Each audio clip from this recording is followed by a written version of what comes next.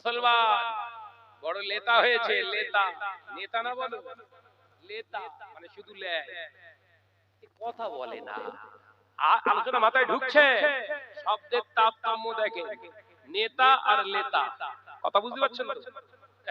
এখনকার সব কি নেতা বলিস না, খুব মারবে বলো কবরে।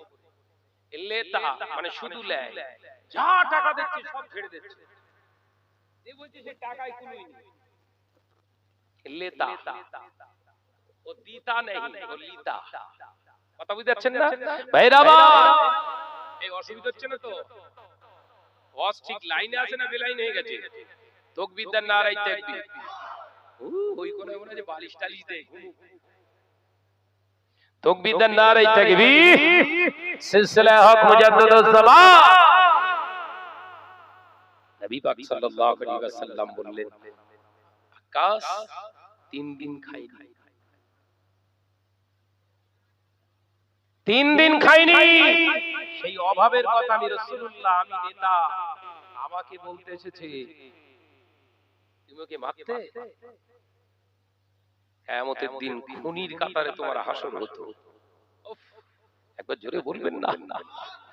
আল্লাহ নবী দার নবী এই কথা যখন শুনিয়েছে, হযরতে আবু আব্বাস রাদিয়াল্লাহু তাআলা আনহু ঝরঝর করে কেঁদে কেঁদে বলেছিলেন, ইয়া রাসূলুল্লাহ, হাবিবাল্লাহ, ওই ব্যক্তিটা 3 দিন না খাওয়া অবস্থায় আছে বলে, অভাবের তাড়নায়, ক্ষুধার তাড়নায় আপনাকে জমিনে ফেলে দিয়েছে, কিন্তু সে জানে না তার নেতা 1 সপ্তাহ না খেয়ে আছে।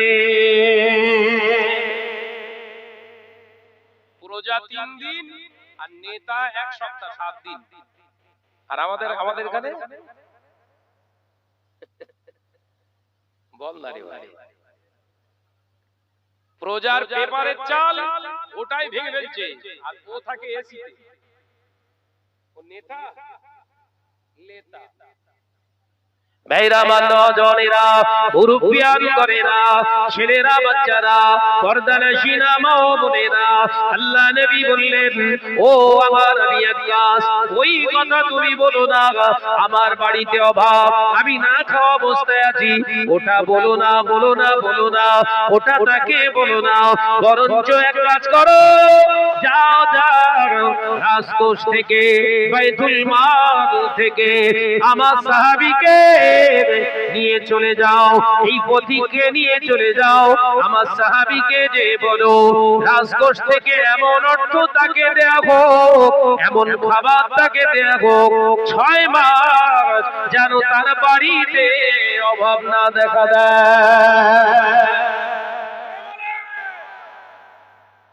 মুসলমান কারে কয়? হোয়াট ইজ দিস মুসলিম? দাড়ি মুসলিম, গরুর গোশত মুসলিম, ওই ইহুদিরাও দাড়ি রাখে আর কুকুরও গরুর গোশত খায়, কথা বলে না। তোর আদর্শই তোকে পরিচয় দেবে তুই মুসলমান কিনা, তোর কথাতে প্রমাণ দেবে তুই মুসলমান কিনা, তোর স্ট্যাটাস তোকে প্রমাণ করে দেবে তুই মুসলমান কিনা। মুসলমান সাজা যায়, হওয়া তো সহজ নয়। রাগ করছেন? আমেরিকায় একটা মুসলমান ছিল না, সেই আমেরিকায় মুসলমানের সংখ্যা হচ্ছে প্রায় 37 লক্ষ মুসলমান। সুবহানাল্লাহ বলেন। যে ইংল্যান্ডে কোনো মুসলমান ছিল না, সেই ইংল্যান্ডের মেয়র মুসলমান। একবার জোরে বলুন। আর তোমার এখানে ইসলাম ছিল, তোমার কাছে ইসলাম নেই, কথা বলে না। তুমি কি করনি? খুন, রাহাজানি, চোর, বদমাইশি, ডাকাতি, মদ, জুয়া, জেনা, লটারি, এখন আবার ঘরের বউটাকে বন্ধন গ্রুপের টাকা আনতে পাঠাচ্ছ। মুসলমান কি বললো? মুসলমান, এই শব্দগুলো জীবনে শোনেননি, ডিকশনারিতে দেখতে হবে। পরিচয় যখন দেবেন মুসলমান, মুসলমানের কাজ করুন। আপনার কর্মের দ্বারা প্রতিফলিত হবে সমাজে আপনি প্রকৃত একজন মুসলমান, প্রকৃত আপনি আল্লাহওয়ালা, প্রকৃত একজন প্রকৃতপক্ষে আল্লাহ ভীরু মানুষ। ওই জন্য আল্লাহ বললেন ঈমান আনা শুধু শেষ নয়, উদখুলু, তোমরা প্রবেশ করতে হবে, তোমাদের ভিতরে ঢুকতে হবে, সিলমি কাফা। একবার সুবহানাল্লাহ বলেন। ইসলামের ভিতরে আপনাকে ঢুকতে হবে। ওই কিছুটা ঢুকলাম, কিছুটা বার করে রাখলাম, ওইগুলোর নাম হচ্ছে দোগলা। কি বললাম? দোগলা। ভাইরা, নওজওয়ানেরা, যুবকেরা, ছেলেরা, বাচ্চারা, পর্দানশীনা মা বোনেরা, আল্লাহ নবী দয়ার নবী রাহমাতাল লিল আলামিন হুজুর পাক জবানে জানিয়ে দিলেন, ও আমার সাহাবীরা শুনে রেখে দাও, এমন একটা দিন আসবে, সময় আসবে, যেদিনে দেখতে পাওয়া যাবে আমার উম্মতেরা মুসলমান পরিচয় দেবে। ওই মুসলমানের ভিতরে এক শ্রেণীর মুসলমান তারা বের হবে আমার উম্মতের ভিতরে, তারা সরাসরি পৌত্তলিকতা মুশরিকদের অন্তর্ভুক্ত হয়ে যাবে। তারা আপনার মূর্তি পূজাকে তারা সরাসরি সমর্থন দেবে। আর এক শ্রেণীর মুসলমান তাদের সহযোগী হয়ে যাবে। আমি নবী বলছি, এরা সকলে জাহান্নামে যাবে। ও আমার সাহাবীরা, কিয়ামতের পূর্বে আমি রাসূলুল্লাহ জানিয়ে দিলাম, আমার উম্মতদের ভিতরে তিনটি অবস্থান দেখা যাবে। একটা দল সরাসরি তারা মূর্তি পূজাকে এমনি করে প্রমোট করবে, সরাসরি তারা মূর্তি পূজাকে প্রমোট করবে। আর একটা দল তারা সরাসরি পৃথিবীর জমিনে ওই প্রমোটারদেরকে সহযোগী হয়ে যাবে। এরাও ভাই দুজনায় হলো জাহান্নামী। রাসূলুল্লাহ বললেন জাহান্নামী, আর এই মুফতি বলছেন না জাহান্নামী বলা যাবে না। কথা বুঝতে পারেননি বোধহয়। হুজুরের হাদিসটাই তো বলছি। এবার যদি বলেন না হুজুর আপনার সঙ্গে বসবো কিতাবি, তাহলে আপনার কিতাব পড়ার ক্ষমতা থাকতে হবে। বসবো, কিতাব সামনে দিয়ে আলোচনা হবে। যদি কিতাব না পড়তে পারেন, তাহলে আলেমরা যেটা বলছে সেটা শিরোধার্য করে মানার চেষ্টা করুন। এ কথা ঠিক না ভুল জোরে বলেন।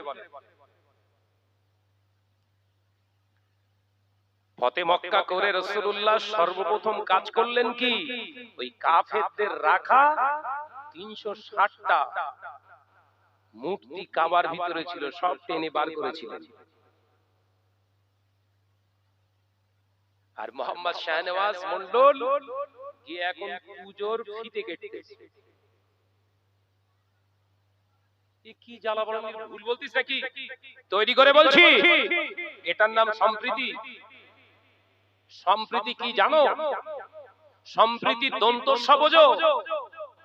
সম্প্রীতি মানে এটাই, হিন্দু অমুসলিম ভাইরা তারা পূজা করবে, তাদের পূজাতে কোন জাতিকেও কোন ক্ষতি না, কোন লোকসানি আর পৌঁছাতে না পারে, বাইরে থেকে গাইডনেস করার দায়িত্ব, সব রকমের সুবিধা দেওয়ার দায়িত্ব আমার। আমি মুসলমান দায়িত্বপ্রাপ্ত একজন নেতা। আর যদি মনে করেন না পূজা অর্চনা করবে তার আর ফিতে কাটবো আমি, তাহলে ওরা পূজা অর্চনা করেনি, করেছো তুমি। কথা বুঝতে পারছেন না? সম্প্রীতির দন্তস্ব বোঝো না। আজকে হিন্দু মুসলমান জৈন খ্রিস্টানের ভিতরে কোনো আপনার মনোমালিন্য ছিল না। আজ থেকে 20 বছর পিছনে চলে যান, কি সুন্দর সব বসবাস করতো, কোনো দ্বন্দ্ব ছিল না। আর এখন সব বিষাক্ত পয়জন সব অন্তরে নিয়ে ঘুরছে, যে যা সুযোগ পাচ্ছে ঝাড়ছে। কথা বলছেন না কেন? এটা কবে থেকে হয়েছে? এই বাংলার জমিনে এরকম চিত্র নয়, ভারতবর্ষের জমিনে এই চিত্রটা কবে থেকে হয়েছে? এই 20 বছরের ভিতরই হয়েছে। কেন রে?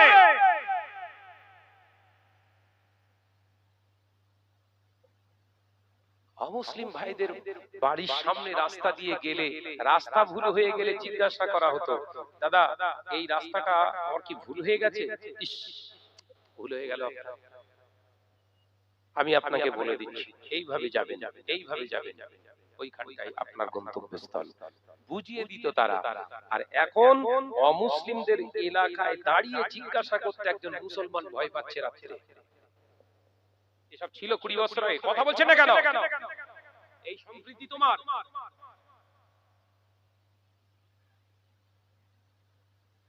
জাত ধর্ম সে করবে, জাত ধর্মের পূজা অর্চনা হোক, ইবাদত বান্দি হোক, সে করবে। কোন জায়গায় যাবার দরকার নেই। সে আমার জায়গায় নয়, আমি তার জায়গায় নয়। কারণ তাদের অনেক পাওন আছে, ঠাকুর মশাই আছে, তারা গিয়ে ফিতে কাটলে তাদের আরো সম্মান বাড়বে। এই কথা বলছেন না কেন? আমার ঈদগাহ ময়দানে আমাদের আলেম ওলামা মাওলানারা যে সেখানে শুরু করবে, সেখানে গিয়ে বক্তব্য দেবে। অন্যের দরকার নেই। দরকার শুধু কি, যদি আমি এলাকার নেতৃত্ব দেই, তাহলে গাইডনেস করার দায়িত্ব, যেন ওখানে কোন রকম হট্টগোল গন্ডগোল না হয়, ওটা বাইরে থেকে প্রোটেকশন দেওয়ার দায়িত্ব আমাদের। এটার নামই তো সম্প্রীতি। কথা বুঝতে পারছেন না? করতে হবে এগুলো। সাবধান হন, ইসলামটাকে ড্রাইভেট করার চেষ্টা করবেন না। মুসলমান মুসলমানের মতো মানার চেষ্টা করো। আল্লাহ আমাদের সকলকে বোঝার তৌফিক দেন, বলুন আমিন। আরো জোরে বলি আল্লাহুম্মা আমিন। প্রাণ খুলে দরুদ শরীফ আল্লাহুম্মা।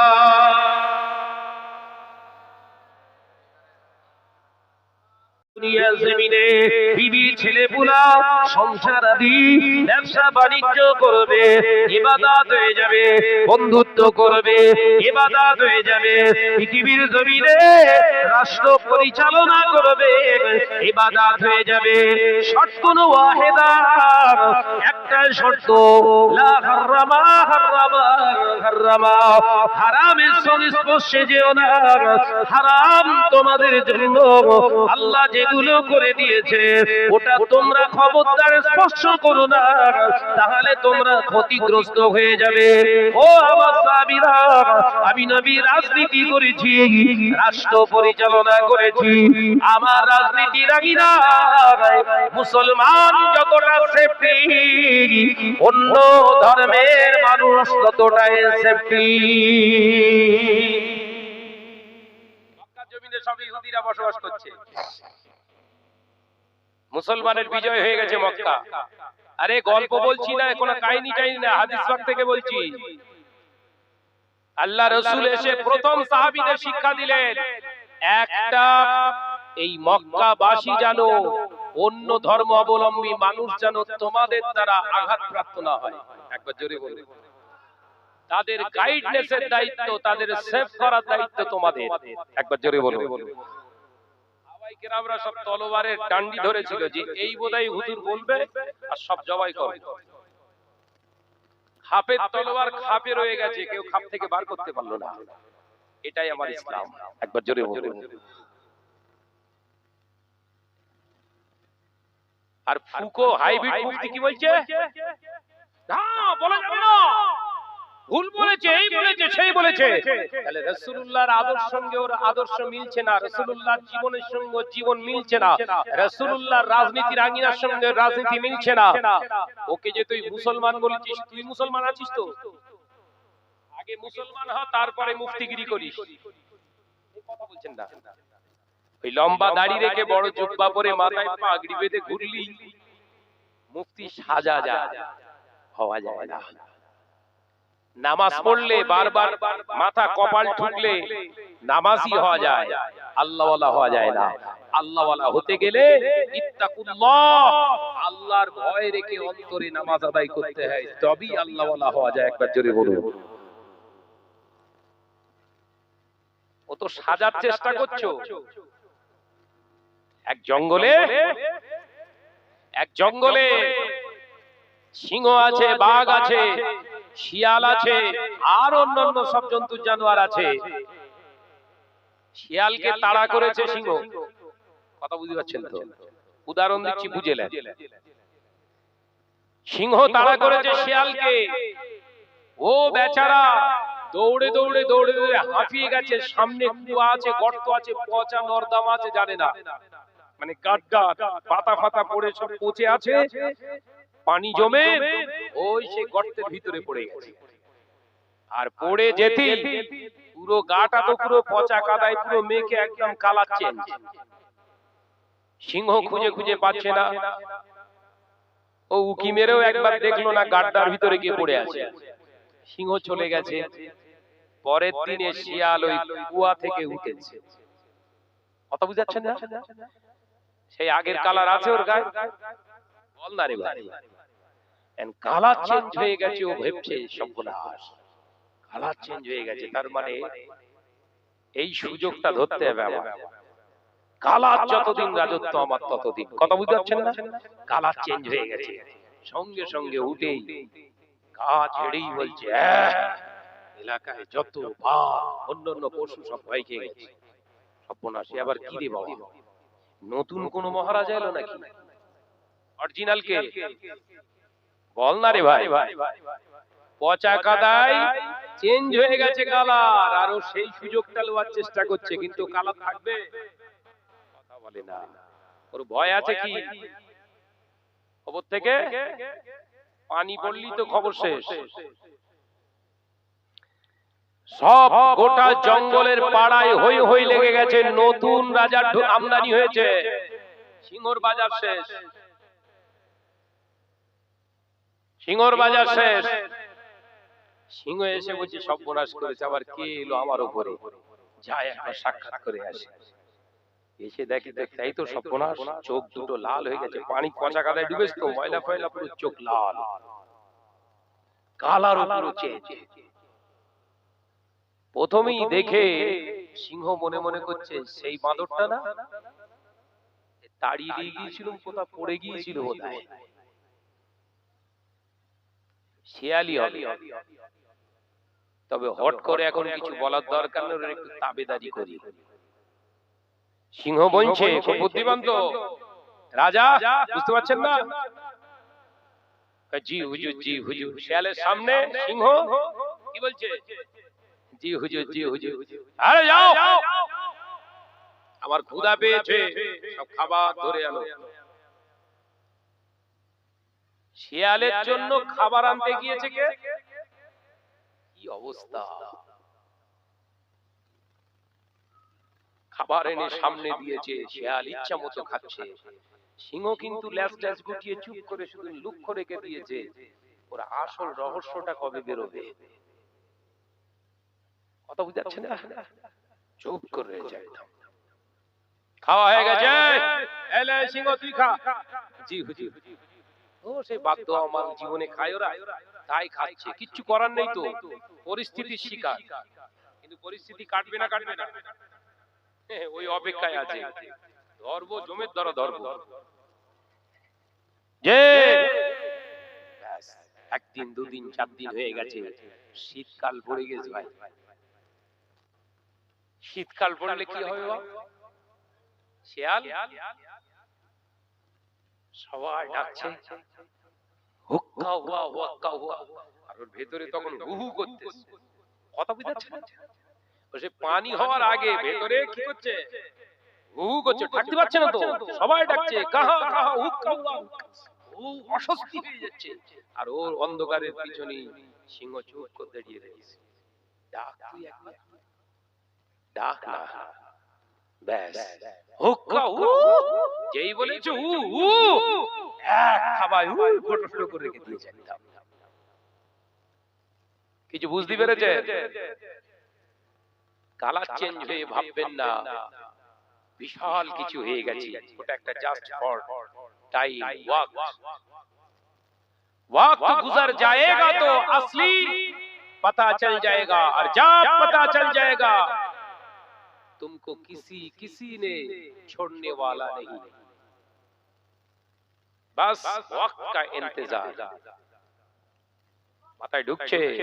ভাইরা, নওজওয়ানেরা, যুবকেরা, ছেলেরা, বাচ্চারা, পর্দানশীনা মা ও বোনেরা, আল্লাহ নবী, দয়ার নবী, রাহমাতাল লিল আলামিন, হুজুর আমার দয়ার নবী মদিনা রাস্তা দিয়ে হেঁটে হেঁটে যায়। আল্লাহ নবী সাহাবী হযরতে আবু আক্কাস রাদিয়াল্লাহু তাআলা আনহু বর্ণনা করছে, আল্লাহ নবীকে মদিনা রাস্তা দিয়ে যেতে দেখে আমি আমার ভিতরটা যেন কেমন একটা অনুভূতি তৈরি হলো। একা একা রাসূলুল্লাহ রাস্তা দিয়ে যায়, যদি রাসূলুল্লাহর উপরে কেউ আক্রমণ করে, এই চিন্তা রেখে আমি আবি আক্কাস রাদিয়াল্লাহু তাআলা আনহু পিছন দিকে রাসূলুল্লাহর পিছনে পিছনে হেঁটে হেঁটে যায়। আল্লাহ নবী রাস্তা দিয়ে যেতে যেতে হঠাৎ দেখতে পাওয়া গেল মদিনার রাস্তা ধারে একটা অসহায় একজন পথিক দাঁড়িয়ে আছে। আল্লাহ নবী যখন এক পা দুপা করে এগিয়ে চলে গেলেন, ওই পথিকটা পিছন দিক থেকে রাসূলুল্লাহ গলায় জড়ানো মোবারক কন্যা মোবারকটা হুজুরের মোবারক গলাতে জড়ানো আছে। পিছন দিক থেকে টেনে হুজুর পিছন দিক থেকে যখনই টেনেছে, আল্লাহ নবী জমিনের উপরে পড়ে গেলেন। আমি আবি আক্কাস থাকতে পারলাম না, সাথে সাথে আমার রাসূলুল্লাহকে তোলা ভুলে গিয়েছি। শরীরের ভিতরে রাগ তৈরি হলো, গুসা তৈরি হলো। আমার রাহমাতাল লিল আলামিনকে জমিনের উপরে ফেলে দিয়েছে, ওর বেঁচে থাকার কোনো অধিকার নাই। আমার খাপ থেকে তলোয়ার বার করেছি, ওকে আমি শেষ করে ফেলবো। ওই পথিকের এত স্পর্ধা করতে হলো, আমার নবীকে জমিনের উপরে ফেলে দিয়েছে। এই না মনে করে তলোয়ারটা যখন আমি আমার খাপ থেকে বার করেছি, এমন সময় আল্লাহর নবী তার নবী রাহমাতাল লিল আলামিন হুজুর আমার হাত উপরে করে বললেন, আক্কাস মেরো না, মেরো না। আল্লাহ পাক মারার জন্য দুনিয়ায় আমাকে পাঠায় না।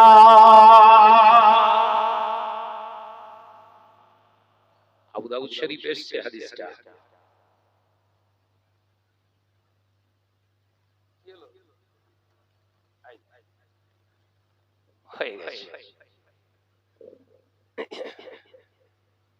হুজুর জমিনে পড়ে গেছে, সাথে সাথে রাসূলুল্লাহর মহব্বতের মানুষ হযরত আবি আক্কাস রাদিয়াল্লাহু তাআলা আনহু তলোয়ার নিয়ে মারতে যাবে, খুব অমনি রাসূলুল্লাহ হাত উঁচু করে বললেন, আবি আক্কাস মেরো না, আমি রাসূলুল্লাহ মারতে আসিনি। একবার জোরে বলুন, এই জোরে হবে না? ইয়া রাসূলুল্লাহ, হাবিবাল্লাহ, আপনাকে জমিনের উপরে ফেলে দিয়েছে, আপনাকে জমিনের উপরে ফেলে দিয়েছে হুজুর, আমি কি করে ছাড়বো ওকে? আল্লাহ নবী বললেন, না আবি আক্কাস তুমি মেরো না, আমাকে পিছন দিক থেকে টেনেছে।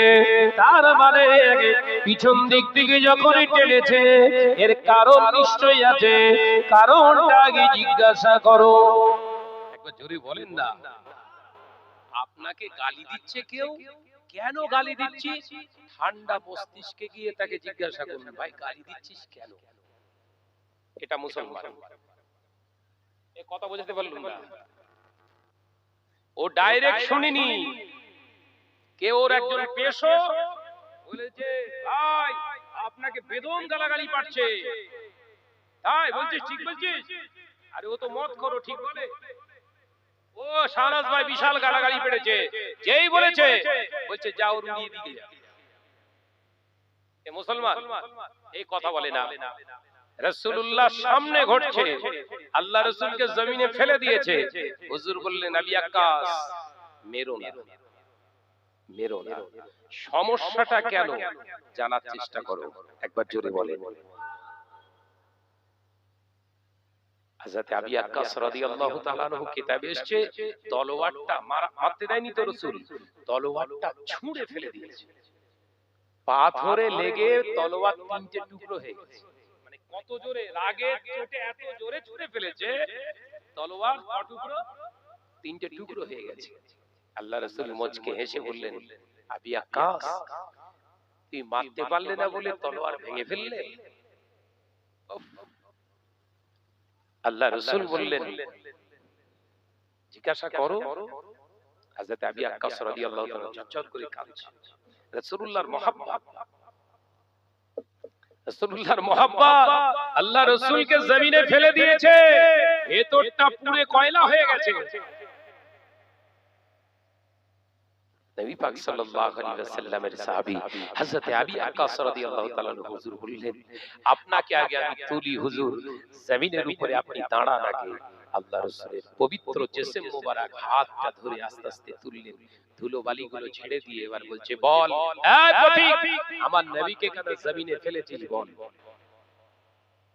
ওই সময় পথিকটা বলেছিলেন ও নবী পাকের সাহাবী নবী আকাশ আমি 3 দিন অনাহারে আছি, আমার বাড়িতে উনানে খালি বসে না, আমি 3 দিন ধরে না খেয়ে আছি, আমি মদিনা রাস্তার ধারে দাঁড়িয়ে রয়েছি, আমি জানি এই রাস্তা দিয়ে নবী আমার হেঁটে হেঁটে যাবে, নবী আমার নায়ক, নবী আমার নেতা, নবী আমার পথের দিশারি, আমার অভাবের কথাটা আমার নবীকে জানাবো, আমার অভাবের কথাটা জেনে আমার নেতা আমার নবী আমার একটা সুরাহা দেখিয়ে দেবে। জোরে বলেন না